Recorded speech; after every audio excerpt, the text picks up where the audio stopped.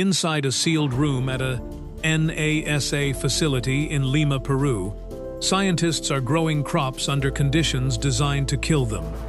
Thin air, freezing nights, soil with almost no nutrients. The plant they chose was not wheat. It was not rice. It was a lumpy root that half of Europe once refused to eat. Today, over 1 billion people depend on it. And the people who first cultivated it, thousands of years before anyone else thought it mattered, were doing things with it that modern science is only now beginning to understand. The question is not why it matters. The question is why it took us this long to see it. The answer starts with fear. Not the wild kind. Not fear with shouting in the street, or priests warning from the pulpit.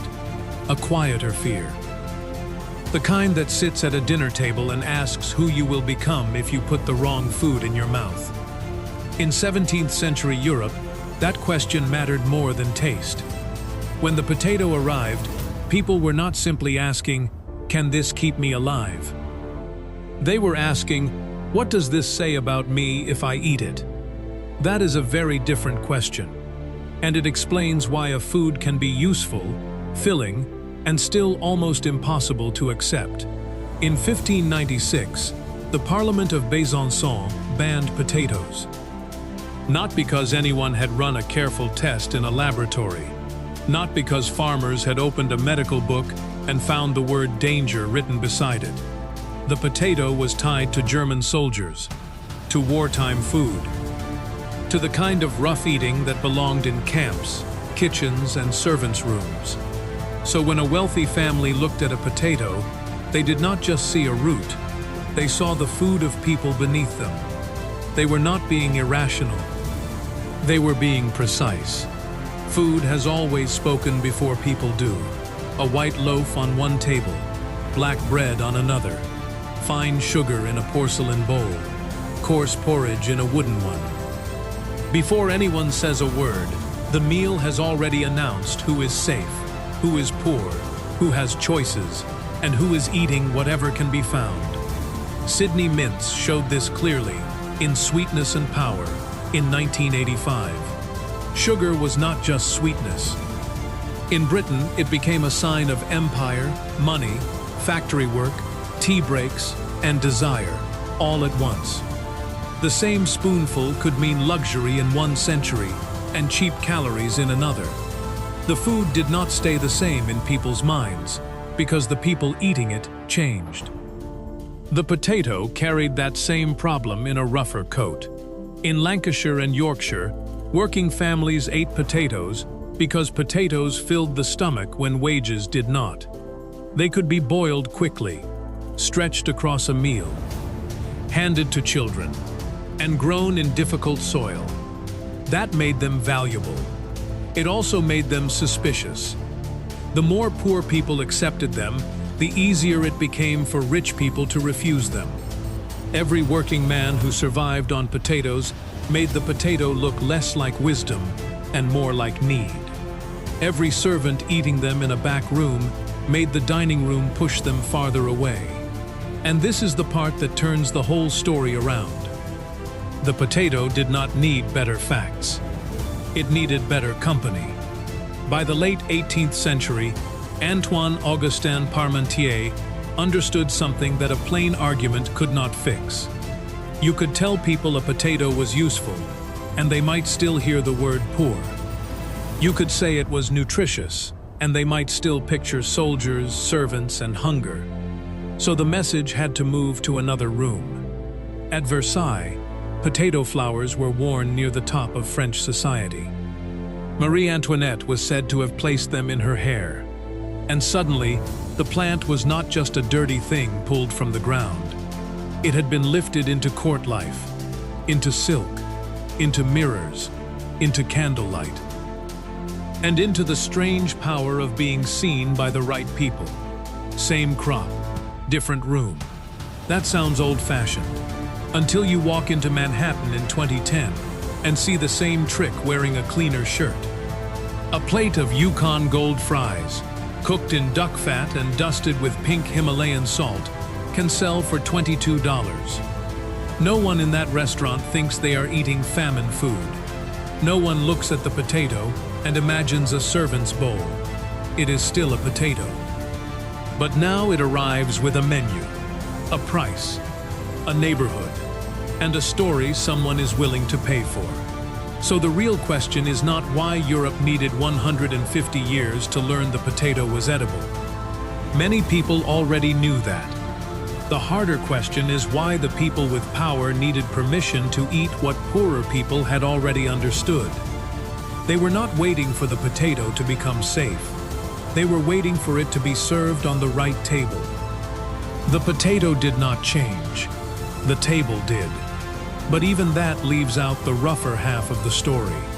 Because most people were never invited near that table in the first place. They were outside it. On thin hillsides, wet fields, rented strips, and cold plots where wheat failed before it ever became bread. That is where the potato mattered most. Not in the best soil, but in the places left over. In Puno, Peru, more than 3,800 meters above sea level, farming is not a gentle act. The air is thin, nights can freeze, and the ground does not forgive mistakes. FAO crop guides put wheat under strain around 3,000 meters, maize even lower, around 2,500 meters, and rice belongs to flatter, wetter land. The potato could live where those foods could not. So if this crop spread across the world, the question is not only where it went. The harder question is, what kind of land was waiting for it when it arrived? Because a food that succeeds on bad ground is not just feeding people. It is showing you who had been pushed onto bad ground. The answer is not what you expect. Ireland is usually told as a warning about dependence. And that warning is real, but it starts too late. By the time the Irish lumper became the daily food of millions, the trap had already been built around the people eating it. Under British rule, tenant farming and the penal laws left many Irish Catholic families renting land they did not own. In many districts, holdings were divided again and again, until a family could be living from a plot under 1 acre. That is not enough room for a safe harvest of grain, cattle, vegetables, and spare food for a bad year. On a small, damp, poor field, the potato was not a foolish choice. It was often the only choice that made sense. It gave more food from less land than grain could. It could feed children from a patch that would never make a landlord rich. It could turn a rented corner of Ireland into dinner. Then came the cruel part. The very thing that kept people alive also made them easier to abandon. A family surviving on one crop looked simple from the outside. But from inside the cabin, it looked like arithmetic. Too little land, too much rent, too many mouths, one route that worked. The mistake was not growing one variety. The mistake was being left with no choice. And Ireland was not alone. Across the world, this crop often moved fastest, where the main foods could not follow. In Yunnan, in southwest China, potatoes arrived by the 17th century and spread through high mountain districts, where rice farming was limited by slope and cold. A rice paddy wants water, level ground, and careful channels. A mountain village may have mist, stones, and a field cut into the side of a hill. That difference matters more than romance. The Andes had known that for centuries. Yunnan learned it for the same reason. When the flatlands are taken, crowded, or simply too far away, people look upward. And upward, the potato keeps answering. Nathan Nunn and Nancy Chian put numbers on this in the American Economic Review in 2011. Their work argued that the potato explained roughly 1/4 of the growth in Old World population and city growth between 1700 and 1900. That is an enormous claim for something that can be held in one hand. But the reason is not magic. It is calories where calories had been missing. A hillside that once produced little food could now support a family. A coal district that once lost children to hunger could keep more of them alive. A village at the edge of grain farming could become less fragile. Here is where the story turns again. The potato was not always the best food. It was the food that still worked after better land, better choices, and better protection had gone somewhere else. That changes how its success looks. It was not a victory parade. It was a quiet arrival in places where people had already been told to make do. And once enough people could make do, nations changed. In 18th and 19th century Britain, growing towns needed bodies. Manchester, Birmingham, and Leeds did not fill their factories with machines alone. They filled them with families who had left villages. Young workers sleeping close to mills, and children who needed cheap food before another long day began.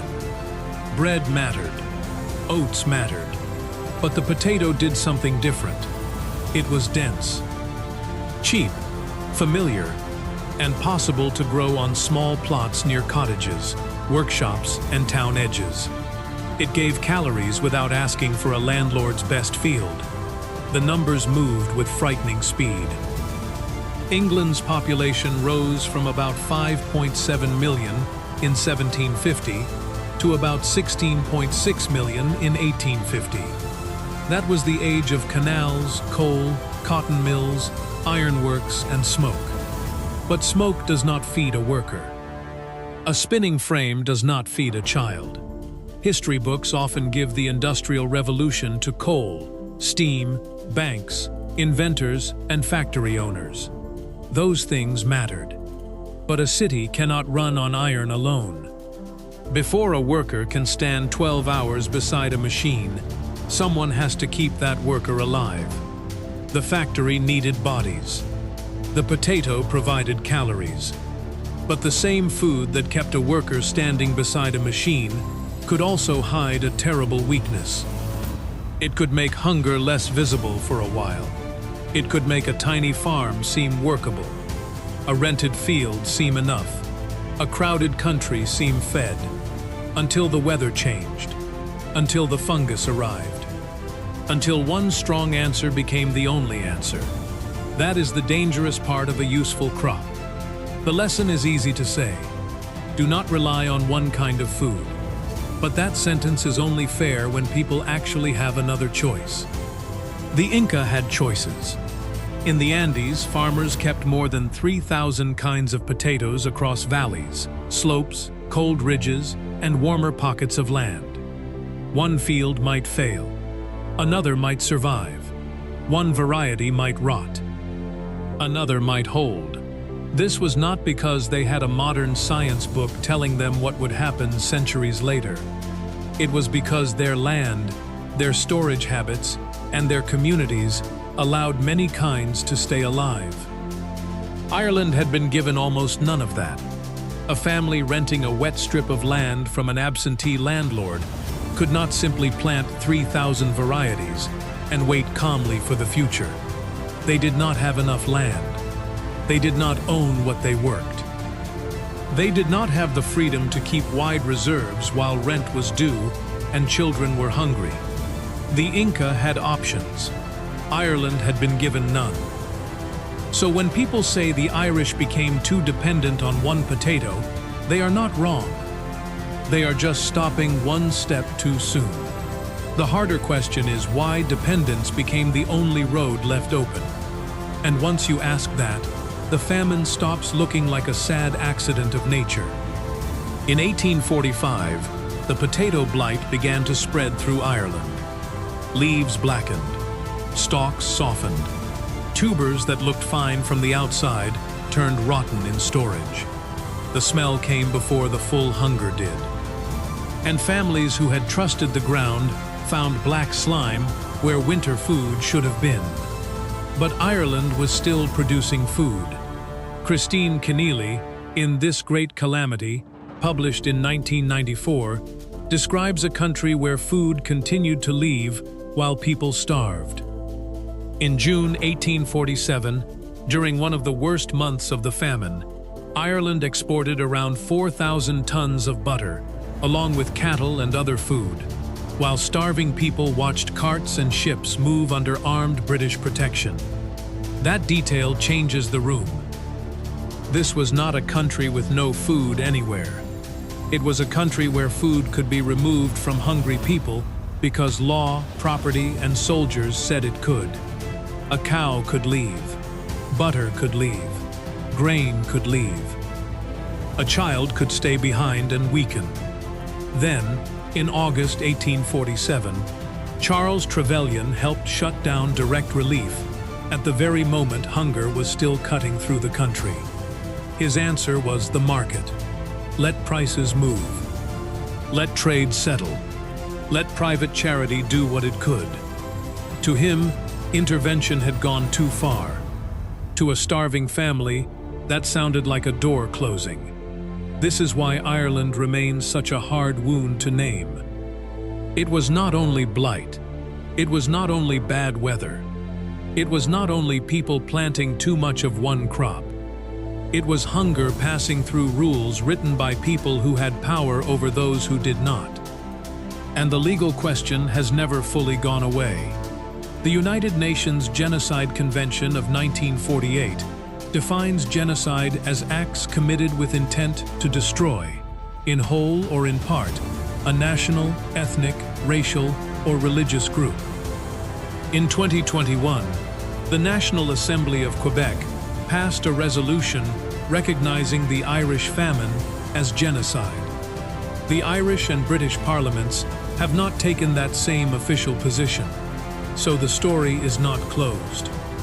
Not in law, not in memory, not for the descendants of the people who left on ships and never saw home again. That question is still open, and the answer depends on who gets to decide. The unsettling part is that the shape of the danger did not disappear with the Irish famine. It moved into the modern grocery store, into fruit boxes, shipping routes, and breakfast tables. Take the Cavendish banana. Today, Cavendish bananas make up about half of global commercial banana production. Walk through a supermarket in London, Los Angeles, or Singapore, and the bananas look almost perfectly alike for a reason. They are not grown from seeds in the usual way. They are copied from shoots, again and again, so the fruit stays familiar, yellow, sweet, cheap, and easy to ship. That makes the business smooth. It also makes the crop frighteningly exposed. A disease does not need to beat many different enemies. It only needs to beat one. Fusarium oxysporum TR4, a soil-borne fungus, has been moving through banana-growing regions for years. In 2019, it was confirmed in Colombia, the first known arrival in Latin America, the very region that supplies much of the world's export market. Once TR4 gets into soil, it is extremely hard to remove. And there is no simple commercial cure that can be sprayed across a plantation and make the threat vanish. The FAO has called it one of the greatest threats to global banana production. That sentence should sound familiar, because the world has already done this with bananas once before. Before Cavendish, the great export banana was Gros Michel. Many people said it tasted better. It traveled well. It filled ships and grocery stalls across the world. Then Fusarium Race 1 tore through plantations in the 1950s and 1960s, and Gros Michel collapsed as a global export crop. The replacement was Cavendish. Not because the world had learned to love variety, but because Cavendish could survive the disease that killed Gros Michel. Now Cavendish faces a similar weakness from a different strain. We have seen this before. We are watching it again. There are people trying to stop that kind of future, but their work often happens far from the bright supermarket aisle. CGIAR, the Global Agricultural Research Partnership, reported in 2022 that about 75% of crop genetic diversity disappeared during the 20th century. Not because the sky demanded it. Not because every old seed suddenly failed. Much of it vanished because farms, markets, and governments kept choosing the few types that were easier to sell, easier to ship, easier to count, and easier to control. That is how loss can look like progress. In Lima, Peru, the International Potato Center, founded in 1971, keeps one of the world's most important potato collections. Its holdings include more than 4,700 native Andean potato varieties, along with wild relatives that may carry resistance to diseases future farmers have not even met yet. Some are small, some are dark purple, some are twisted, bitter, or strange-looking compared with the smooth potatoes stacked in a supermarket bag. But inside them may be the answer to a blight, a drought, a new fungus, or a hotter century. And the place they are looking for that answer is exactly where this story began. Not in a royal dining room, not in a factory town, not in a shipping office counting export crates. Back in the Andes, with the farmers who kept many potatoes alive before Europe understood the value of even one. And they were not only keeping potatoes alive, they were turning them into something stranger, lighter, harder, and almost impossible to kill. A fresh potato might rot in a storehouse. Chuño could last for years. On the high plateau, the work began at night. Temperatures could fall to around -10 degrees Celsius. Potatoes were left outside until they froze solid. Then people walked over them, pressing out the water with their feet. After that, the mountain sun did the rest, pulling away what moisture remained in the thin air above 3,500 meters. Freeze, press, dry. Those 3 steps are very close to what modern freeze-drying does in expensive machines. Freeze the material. Remove water. Let ice leave without becoming liquid first.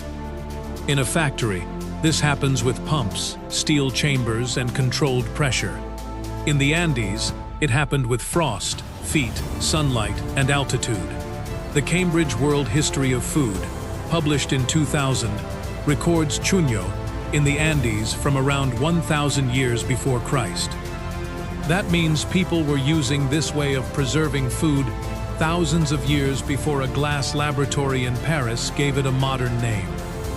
Today, freeze-drying is not a village trick.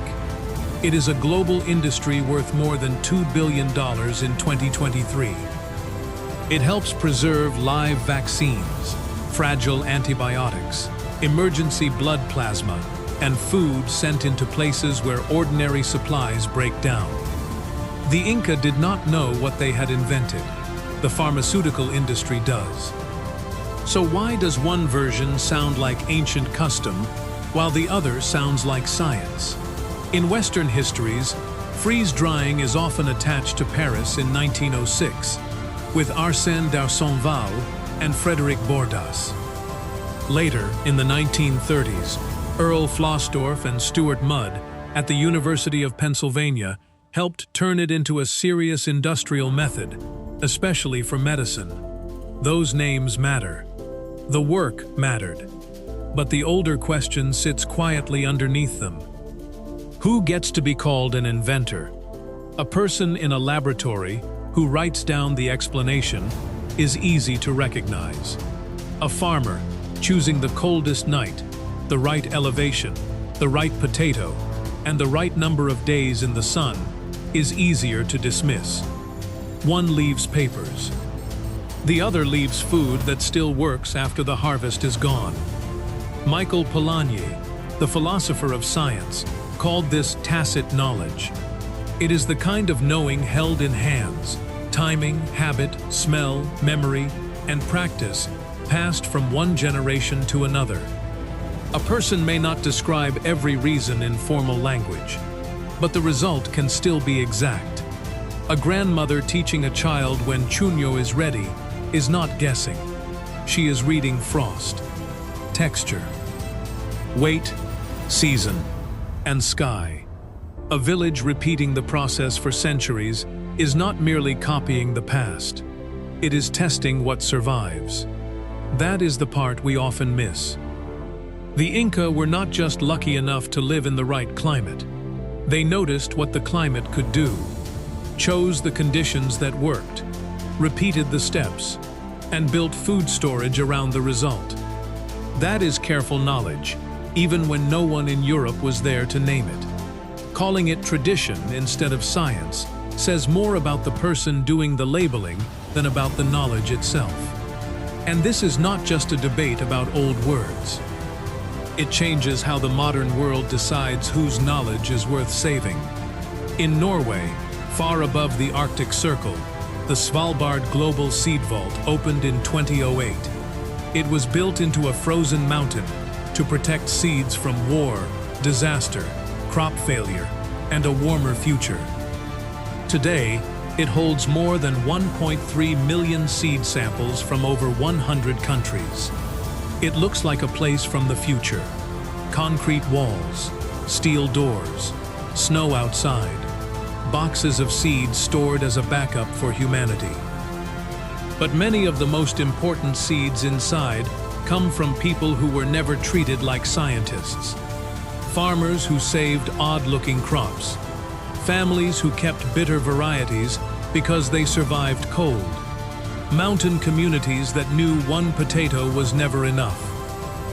Among those seeds are Andean potatoes and their relatives. The same broad family of plants that fed high villages, crossed oceans, filled factories, and nearly vanished into one dangerous sameness when the world chose convenience over memory. Now, when drought spreads, when pests move, when heat changes the old growing seasons, researchers have to return to that older knowledge. They need the plants that patient farmers kept. They need the rough, small, dark, uneven potatoes that no supermarket would have chosen. The future of food security is stored in seeds that predate the scientific revolution. And that is why this was never really a story about potatoes. It was about the long delay between the moment something can save you and the moment people with power finally agree to let it. For the potato, that delay lasted roughly 150 years in Europe. Long enough for poor families to understand it. Long enough for rich families to reject it. And long enough for Ireland to enter 1845 with millions of people leaning on one fragile answer. By the end, around 1 million were dead. The Inca already knew. We just were not listening. That same delay is still with us. In 2024, FAO warned that 45 countries were facing serious food crises. Many of those crises were not caused by a total absence of food or tools. They came from war, debt, trade pressure, land loss, broken supply lines, and decisions made far from the people waiting for a meal. So the question is not only whether humanity can grow enough food, it is whether we are asking the right question before the hunger arrives. Cavendish bananas, high-yield wheat, and hybrid corn all carry the same quiet warning. They are productive, familiar, and profitable. They move well through ports, trucks, warehouses, and supermarkets. But when too much food depends on too little variety, the danger does not announce itself as danger. It looks like efficiency. That is the part that should make us uneasy. Ireland in 1844 did not look like a lesson yet. It looked like a poor country eating the one crop that worked.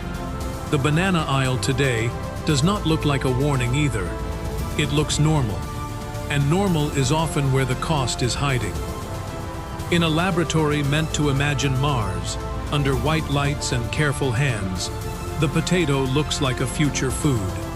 NASA had already tested potatoes in space aboard Columbia in 1995. And the reason was not romance. The potato can make dense food in difficult places. That is why it matters on a spacecraft. It is also why it mattered on thin Andean soil, Irish tenant plots, Chinese mountain farms, and crowded industrial towns. The point is not that the potato was the best crop humanity ever found.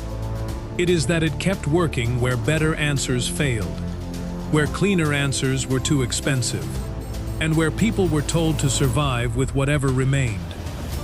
So if Mars is the harshest place humans have ever tried to farm, the potato belongs in that room because it has already spent 8,000 years answering harsh places on Earth. The real story of the potato is not where it ended up. It is every time we almost missed it, and what that cost.